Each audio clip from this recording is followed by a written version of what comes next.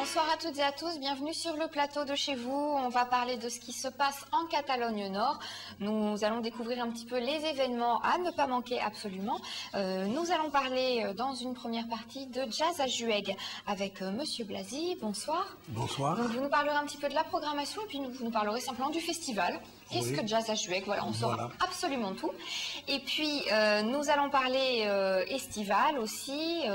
Depuis le début du mois, on parle estival quasiment dans toutes les émissions, bien entendu. Nous allons en parler avec Sigolène Petitjean. Bonsoir. Bonsoir. Nous allons parler avec vous plus précisément de, alors pas de spectacle directement, mais nous allons parler de tout ce qui se passe autour et plus particulièrement de l'éco-festival. Exactement. Voilà, donc vous nous expliquerez absolument tout à l'heure. Et puis, bien entendu, rendez-vous avec les infos du jour, les choses à ne pas manquer, les chroniques, voilà, absolument tout comme d'habitude. Nous allons commencer tout de suite par Jazz à Jueg. Monsieur Blasi, parlez-nous un petit peu de ce festival. Qu'est-ce que Jazz à Jueg? D'abord, Jazz à Jueg, c'est un festival qui s'est créé il y a quelques années en supplément de Tous yeux, toute oreille. Alors, Tous yeux, toute oreille, c'était un festival qu'on a commencé en 88, dont l'an dernier on a fêté les 20 ans. C'était un festival qui s'est fondé sur ma notoriété que j'avais à l'époque. J'avais été Monsieur Cinéma avec Pierre Cherny à la télévision, puis j'avais été champion des cinéphiles à Canal+. Et Monsieur le maire avait décidé qu'avec cette gloire nouvelle, on pouvait faire quelque chose dans le village. Alors on a décidé de faire un festival qui devait durer, on a essayé. La première année, ça a été très court. On avait décidé que ce serait un programme éclectique, populaire mais de qualité. Alors c'était une vedette musicale qui avait eu un nom, mais qu'on continuait à adorer. Ensuite, il y avait le folklore, il y avait le cinéma, il y avait la danse, un petit classique et le jazz. Alors chaque soir, pendant 8 jours, il y avait un programme qui changeait. Bon. De quoi vraiment avoir pour tous les goûts. Pour tous les goûts. Et alors, je veux dire, au fur et à mesure des années, le festival a grandi en prestige et nous avons eu une quarantaine de grands noms du musical et du jazz.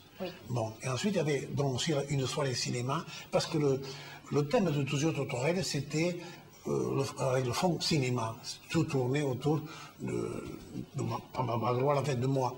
Et alors, donc, on invitait aussi, au cours de projections cinématographiques, des metteurs en scène ou des acteurs de cinéma qui avaient joué dans l'œuvre.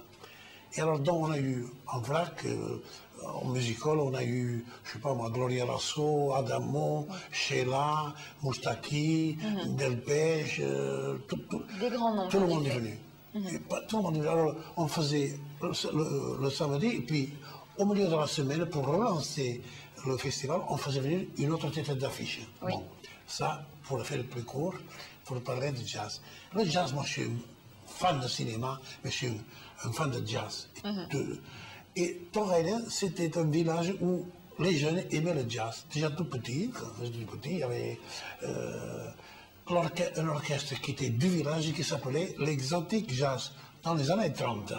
Et ça, il avait avec un indicatif qui était une célèbre musique de jazz de l'époque, qui était Alexander Ragtime Jazz. Bon, je passe, puis il y a eu l'occupation avec des jeunes, on écoutait les rythmes interdits de l'époque, et puis il y a eu la libération avec les Miller, et on passe les grands orchestres de jazz, Duke Ellington, Armstrong, Lee Lampton, et tous les grandes chanteuses, Ella Fitzgerald, Bill Holiday, tout ça. Et donc, dans chaque soirée de festival de Torelle, il y avait une soirée de jazz. Donc, on avait eu le grand orchestre du Languedoc-Roussillon, de Maurice Benterfa, formidable, avec tous les standards de jazz sur la place.